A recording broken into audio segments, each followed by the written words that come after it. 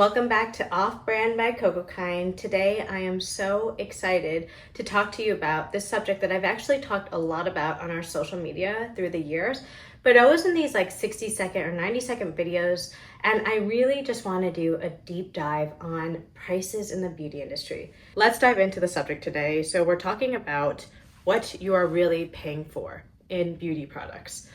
I think that prices are one of the most misunderstood things, mostly because pricing in the beauty industry is so incredibly irrational.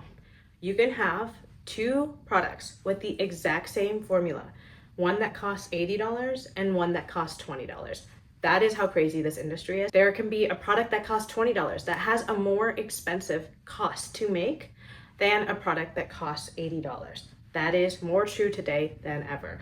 So it's really important for me to kind of break this down because I want customers and consumers to understand it like us product developers understand. And whatever you decide to pay for, whether that is ingredients or formula or fun packaging or aesthetic packaging or incredible marketing, whatever you decide to pay for, I just want you to choose that for yourself and just not think that you're paying for something that you might not be. So let's start really with a question and of how Cocokind determines our pricing strategy, because this is oftentimes a question that I get actually. People ask me how your formulas are so great. How do you get your prices that low, right?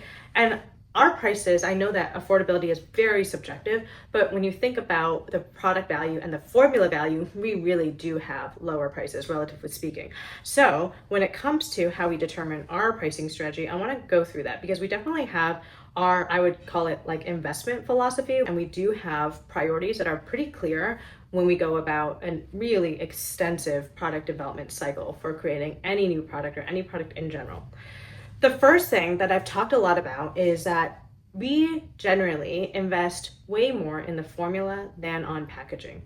We will oftentimes have our formula cost multiple times more than our packaging, and that is not so typical. It is actually not that common for the formula to be, 8 times the cost of packaging in this industry. Sometimes they're even 1 for 1, where the formula costs the same as the packaging. Sometimes you even have it where the packaging costs more than the formula.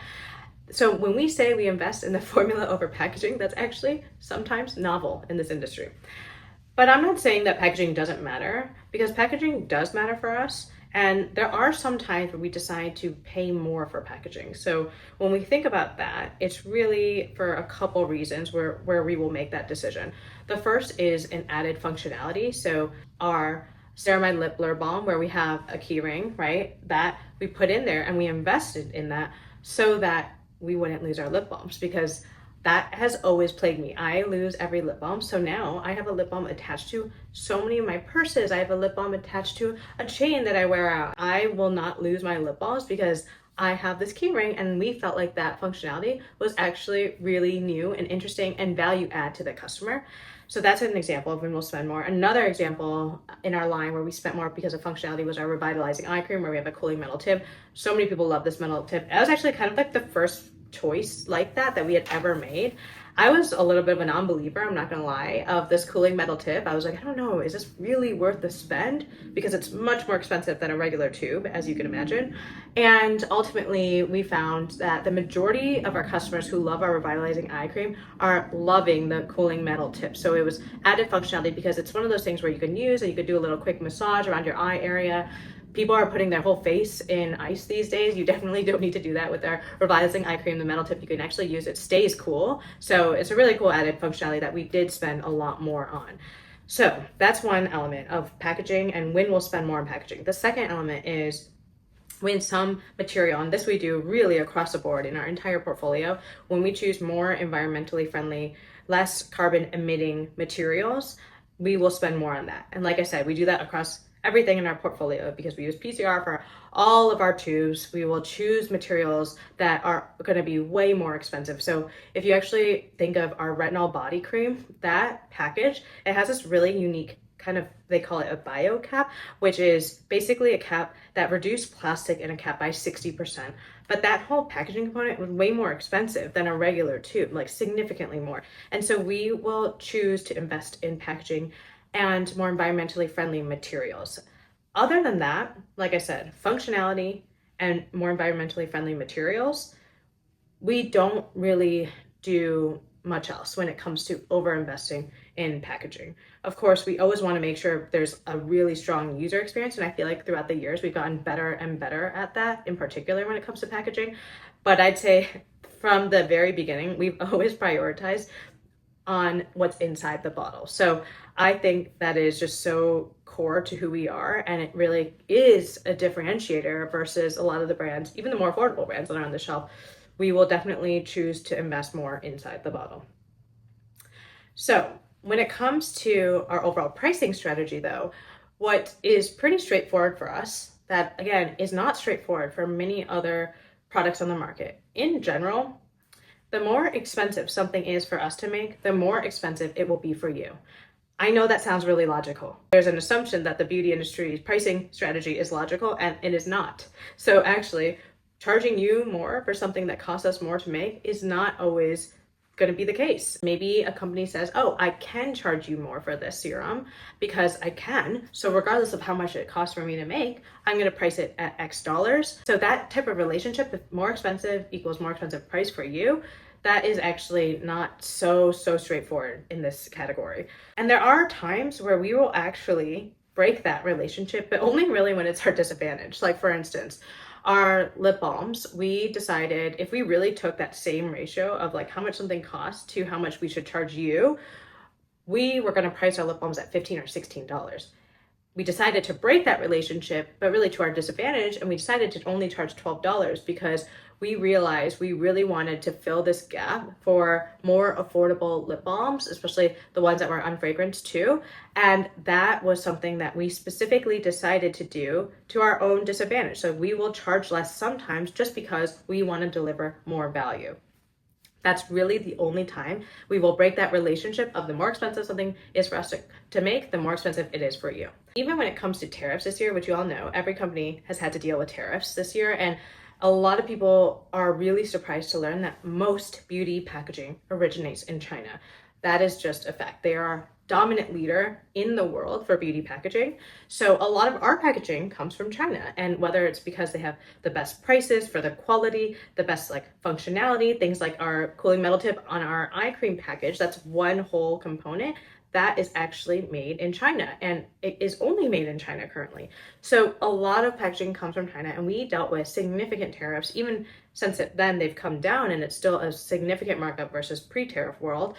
But even then, we decided not to raise prices. So again, we will sometimes decide to make less versus what we are typically making, really because we take that lens of what can the customer handle right now and what is actually filling a gap in the market or what is providing the most value to a customer. And so even with our tariffs, I recently made an announcement that we are actually not going to be raising prices at least for the next 7 months, and we'll basically just absorb the costs of tariffs that we have either already incurred or will continue to incur. And actually, we haven't even announced this yet, but we are actually deciding to lower some of our body products prices by $1 to $2. So, our KP stick, our ceramide body oil stick, and our retinol body, all three of those products are going to actually have a price decrease by $1 or $2. And the reason why we did that is we just found that the current pricing was kind of pricing us out, and the products weren't performing as well. And that's something that we noticed, and we were like, well, these are amazing products, but actually maybe we just priced them too high. And even though they cost a lot to make, because body products are really big, we decided, well, we better try to lower the product prices and see if they perform better, because we still really believe in them and we want them to succeed. So sometimes we will make those tough calls, but really this year we're just trying to hang on to our prices, really be customer forward with that, and make sure that we're really filling a gap for our customers and meeting them where they are. So when it comes to our pricing strategy, I would say it's typically very logical, where we will try to charge more for the products that cost us more, with the only exception of when we feel like a product is too expensive but we still want to make that investment in the cost, we will sometimes just decide to make less money on it because we want to hit a certain lower pricing than what our typical relationship of price to retail price would be. Okay, so that is Cocokind's overall pricing strategy. Overall, our products are really between $15 to $30 for the most part, with our best sellers being $20 $19 and $22, right? So that is kind of like our sweet spot. And we really try to make sure that we are delivering a top-notch formula and good user experience overall for that price point. Okay, let's take a step back because I want to just first talk about the building blocks of a product cost. So when we look at developing a product, we will typically have what we call like a COG sheet, a cost of goods sold sheet, where we will break it down into 3 major building blocks of a product cost. The first is formula and fill. Formula and fill means the cost of the ingredients that make up the formula and the making of the formula, but also how much it costs the manufacturer, how much they're charging you to actually fill the bottle. The second is packaging. And the third is going to be like inbound shipping. How much does it take to ship all this product to our warehouse? This is separate from like one-time investments that we make in the product development. For instance, all the testing that we do that costs thousands and thousands of dollars. Maybe we have to do like a mold, custom mold for our packaging or something. So this is not including one-time investments. I'm talking about like after you get through your one-time investments, what's the everyday cost of your product? So again, the components of that are really going to be formula and fill, packaging, and shipping. Like I said before, for us, we tend to spend way more on formula. So if you were to look at all of our COG sheets, you would see that our formula costs a lot more than the packaging. When you develop a product, you tend to start with a cost target, right? Like you're like, okay, I know that I want to make a serum. Our serums typically are priced at $20 or $22. So we might actually have that in our minds. And then as we start to build a product and we understand what are the ingredients we're using, what are the interesting raw materials, what are the actives, you start to get a sense of like, okay, what is the pricing of this overall thing? What should our overall cost target be? So let's say you have a cost target. Your cost target has to be the sum of those 3 things, right? Formula and fill, packaging, and shipping. If you're spending more on one, you will have less dollars to spend on the other things. That's just facts. Like if you spend more on formula, you have to try to get to the same cost target at the end of the day. What does that mean? You don't have as much budget for packaging. Or if you spend a lot on packaging, you don't have as much budget for formula. It's as simple as that, right? So if your cost target is $5, if your formula costs $3, if your packaging costs $1, and your shipping costs another $1, that's how you get to 3 plus 1 plus 1 equals $5. But let's say you decide to invest more in packaging and you're like, okay, packaging needs to be $2. So packaging is $2, shipping is $1. Now you only have $2 for formula. So your formula investment went from 3 to 2. It really is as simple as that. That's why we always talk about the concept of us spending more on formula and for packaging, because it really is that simple that the more you spend on one component of your cost, the less you can spend on other things. And what we as product developers have to constantly debate and choose and really carefully select is what investments are we making into this product. In the same way, that can even be said on the formula cost. Like a lot of times we'll actually be building a formula and we'll look at the raw material cost and we'll say, okay, like we're going to use this raw material. It's clinically active at 2%. If we do that, this is going to comprise like 40% of our formula cost. And what that means is we might have to use different type of humectant ingredients. So we could use like beta glucan or we can use glycerin. If we don't have as much budget, we might not be able to use beta glucan or a certain raw material beta glucan. We might have to use a different humectant like glycerin, which is lower cost. So truly, everything in product development, you're just constantly tweaking, you're constantly deciding what investments to make to have the best product and have the user experience while still meeting a cost goal, right? That allows you to have a viable product on the market and still make some money too. Now, how companies actually create their cost targets, there's a metric called gross margin that is very, very important. And it's important to really any company out there. It's one of the most important financial metrics any company can have. Gross margin is when you take your retail price or your price that you're charging your customers minus the cost that it costs you to make it divided by your retail price. So if I'm charging you $10 and it only costs me $1 to make, 10 minus 1 divided by 10 is a 90% gross margin. I mean, that's a very, very high gross margin example. But beauty is actually a very high margin category. So it is not uncommon to actually see products at a 90% gross margin. And that is exactly what I said it is. It's charging you $10, but it only costs me $1 to make. Or something costs $50 and it only costs me $5 to make. I would say though that I feel like 85% is probably a good number for an overall approximate of gross margins in the beauty industry. But obviously you will see companies with much less than that. And you will also see companies with much higher than that. So depending on how high your gross margin is, that basically determines how much profit you have and your company is making, and or how much budget you have for all the other expenses that you as a company have to incur, including the one very large bucket of marketing. And honestly, you can oftentimes tell how high a company's gross margin is, but by how they move with marketing. This is a little bit of a generalization, but companies with a super high gross margin are basically making a lot of money for a product that doesn't cost as much. Like, does that make sense, right? Like, if I have a 90% gross margin, that means that I charge you $10. I made it for one. If I have an 80% gross margin, that means I charge you $10, but I made it for $2. If I have a 70% gross margin, right, these are going down, I charge you $10 and it costs me $3 to make. So from a consumer standpoint, if you're really talking about getting the best bang for your buck, it's actually the opposite, right? Like, you're trying to pay for the products with a lower gross margin because that means you're getting the most product value. You're trying to pay for the product that costs $3 to make and you're paying $10 for it, versus if you paid $10 and it only cost me $1, like, you're not getting as much product value as a customer. So when you think about it, customers and companies have a little opposing agendas when it comes to gross margin. Customers want to pay for lower margin products, and companies want to have higher margin products because higher margin products allow you to make more money. A lot of times when companies have high gross margins, you can see it reflected in their marketing budgets. So a good example of this is, like, if I see a company doing a huge New York City 20 billboard takeover, you have no idea how much that costs. That's like $1 million+ budget. And by the way, only for 30 days. So doing all those billboards is extremely expensive. That's a ton of money to be putting into a marketing campaign. And don't get me wrong, marketing is extremely important. Like, I don't want you to take away that, like, marketing is a waste of money and it's just fluff, because companies need to market, right? If we don't market, we don't grow, we don't reach new audiences. And the reality is, in a really competitive industry like the beauty industry, if you're not growing, you're getting smaller. And you can get smaller and smaller and smaller to nothing. So it's actually, we kind of have this constant anxiety, every beauty company, of like, we have to just keep growing because nobody wants to be getting smaller.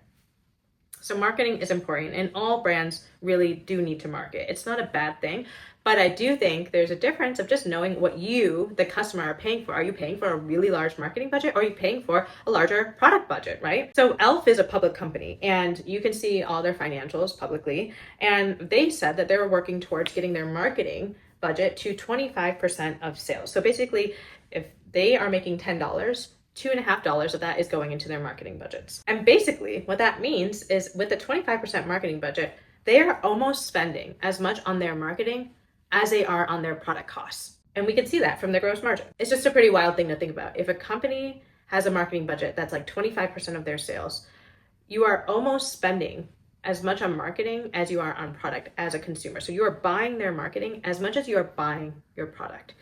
And I think that is just really important to think about as a customer when you, again, understand what are you actually paying for.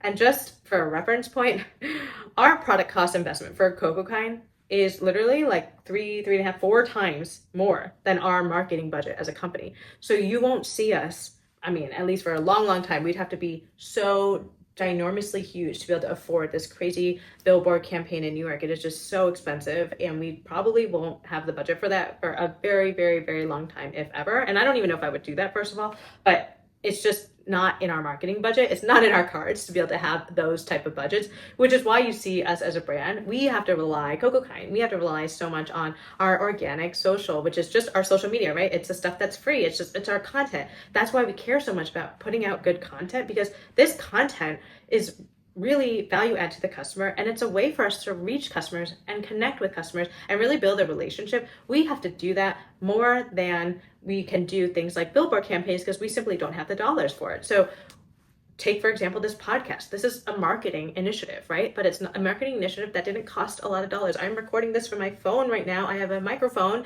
that didn't cost that much, and we're self-producing, self-publishing. We are forced to be really creative with our marketing, but that works so much for the brand. I mean, talk about, the idea of being off brand, like maybe for a lot of companies that would be off brand, but that just works so much for Cocokind to do things that are really interesting and different and creative when it comes to the stuff that serves our customer more than the stuff that serves the marketing industry, right? So when you think about overall investment into your beauty products, if you just start to notice the way that companies move, the way their marketing campaigns are, you will see what are they spending money on. And if you actually pay attention, you as a customer can pretty easily tell when you're getting that right relationship of, okay, I know that with this company, I am spending on the product probably a little bit more than I'm spending on their marketing. Whew, okay, well, that is a big topic that we talked about today. And I'm sure there's so much else, but I really wanted to spend time on it because I just see so many like myths out there, like more expensive products are better. And, oh, this $40 product has a higher percentage than this, or it's going to work better than this $20 product when the $40 product doesn't even tell you what percentage they're including of a raw material. I just think as a customer, you have to ask companies, you have to pay attention to what they're doing, what they're spending money on so that you can tell what you're spending your dollars on. And by the way, when it comes to like trying to understand the formula and the ingredients and how companies are investing inside the bottle, feel free to always ask, right? Like, what percent of this ingredient do you use? I think companies that are proud of their formula should be willing to share more about their formula breakdown. So I think as a customer, I would always give you the tip of like, ask the questions. So that's all I have today. I hope this was helpful. If you have any questions on anything, and I'm sure there's a lot that I didn't get to, but if you have any questions, I'm here. Always feel free to DM me, DM Cocokind, give me feedback on this podcast because we want to make sure that every podcast gets better and better. And we're really talking about subjects that help to increase education and understanding. And if there's anything I said today that was confusing or you didn't really understand it, like definitely let me know because I will make sure to break it down in a better way next time. But for now, I hope this episode helped you understand a little bit more about what you're really paying for with beauty products. See you next week.